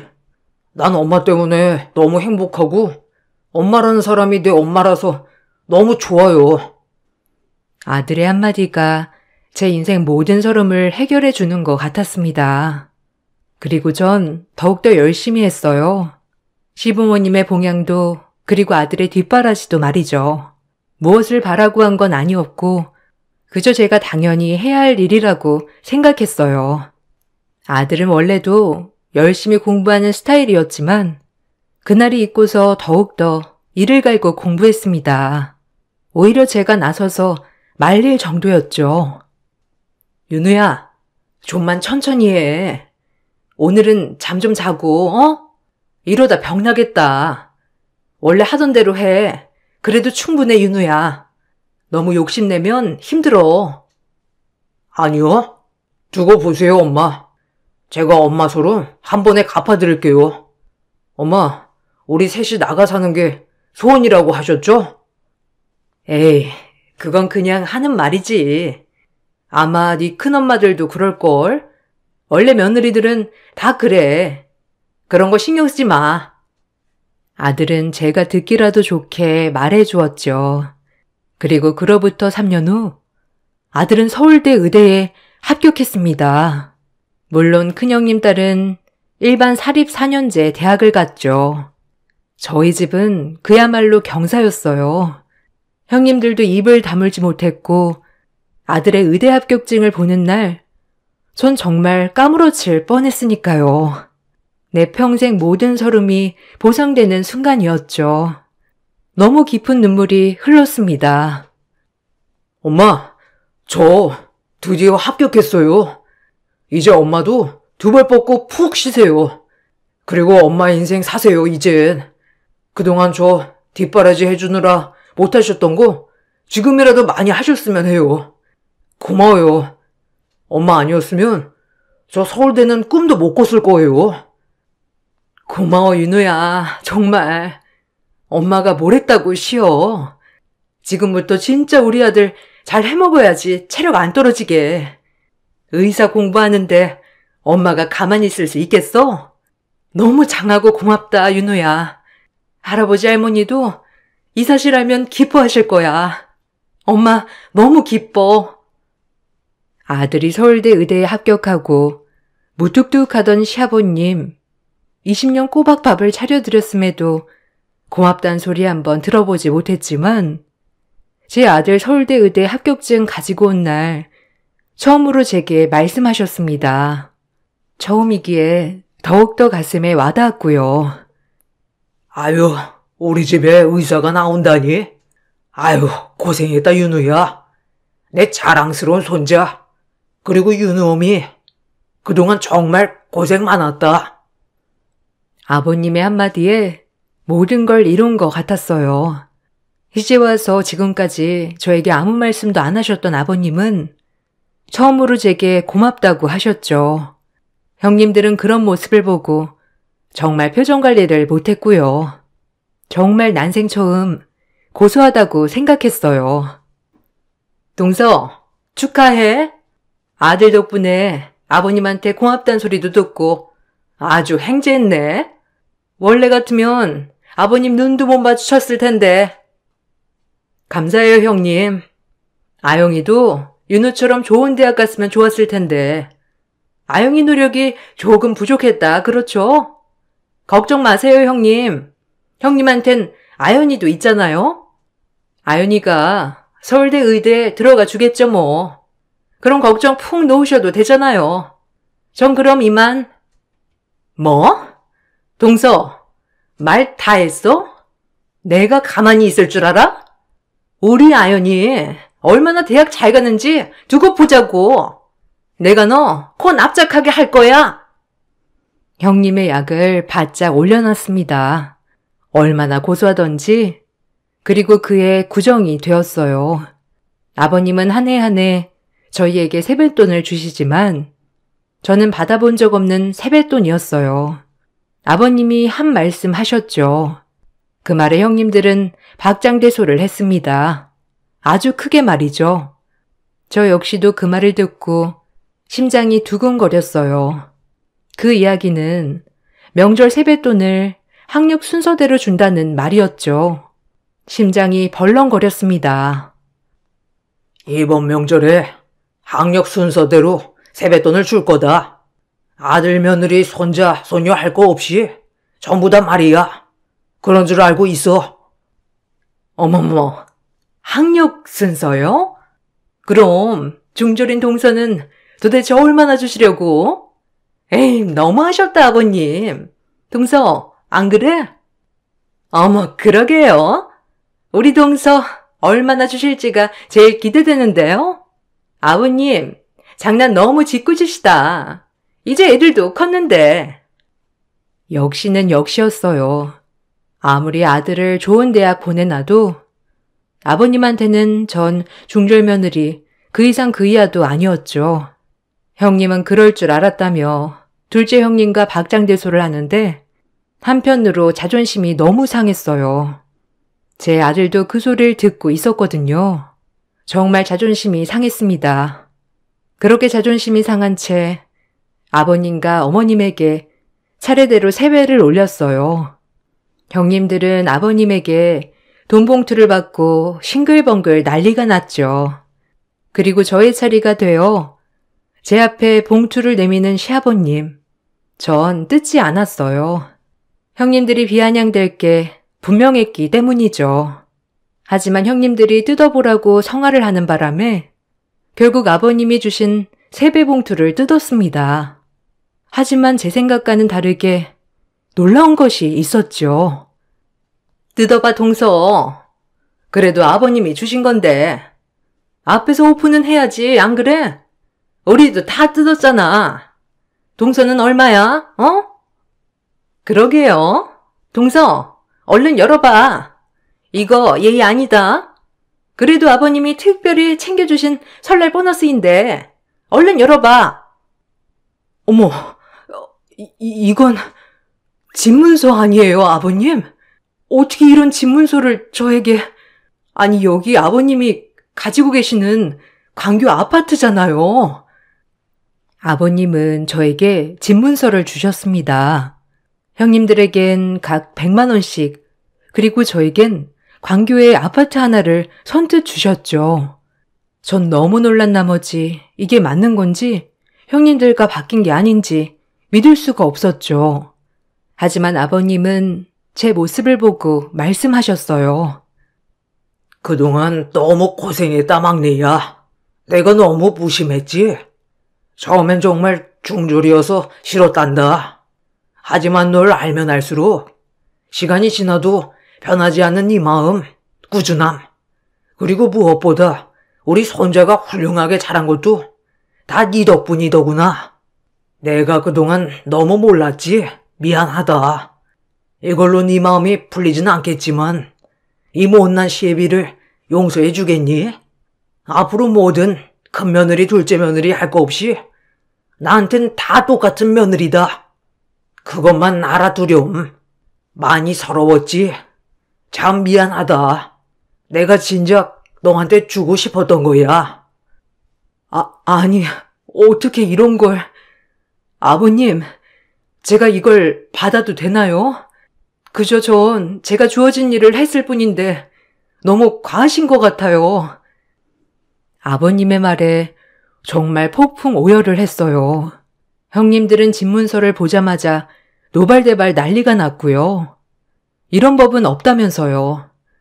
그 소리가 귀에 들려오지 않았죠.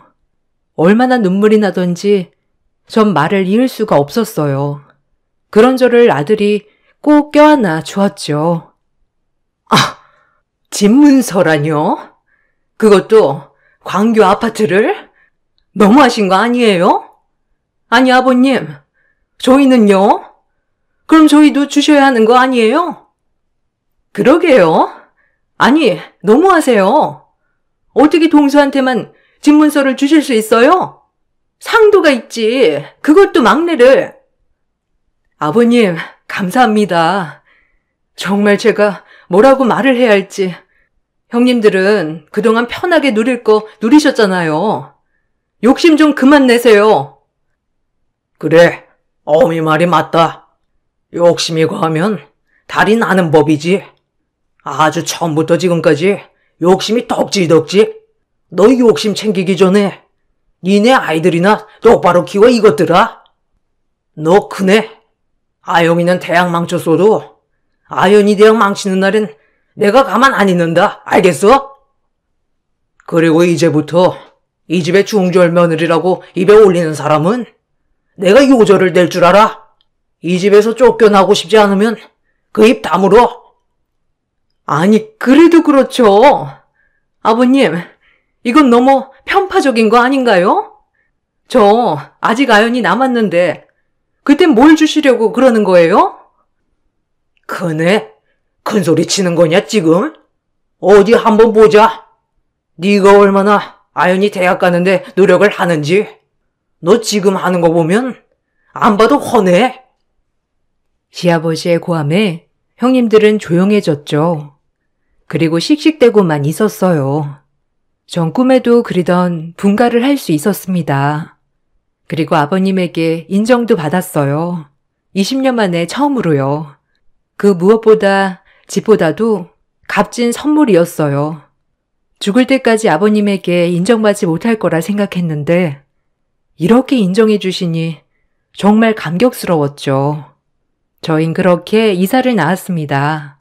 지금도 간간히 아버님께 전화가 오곤 해요. 제가 해준 전골이 그렇게도 드시고 싶다고. 결혼 20년 만에 며느리와 시아버지의 관계가 되었습니다. 형님들은 그 후에도 저를 못 잡아먹어 안달이지만 이젠 별로 보지도 않을 뿐더러 형님 막내 아들마저 대학 입시에 실패하고 집에서 씩소리도 못하는 존재가 되었죠. 그리고 시간이 흘러 아버님은 돌아가셨어요. 아버님 유산으로 형제 셋이 똑같이 재산을 배분받았습니다. 형님들은 그런 저를 못마땅해 했지만 이젠 어찌할 도리가 없었죠. 명절이나 가족 모임 때 시댁에 모일 때마다 저희 아들 때문에 제 어깨가 얼마나 으쓱한지 몰라요. 아들은 무사히 졸업하여 의사가 됐거든요. 엄마가 석박사가 아니어서 늘 아들에게 미안한 마음뿐이었는데 그와 별개로 이렇게 훌륭하게 자라주니 제 인생은 나름 성공했다고 생각합니다. 저의 이야기를 쭉 써내려 가다 보니 그 많은 서름 정말 어떻게 견뎠지라는 생각도 들어요. 제 이야기를 듣고 공감 가시는 분들도 있으시겠죠? 바쁜 시간 제 이야기 들어주셔서 감사합니다.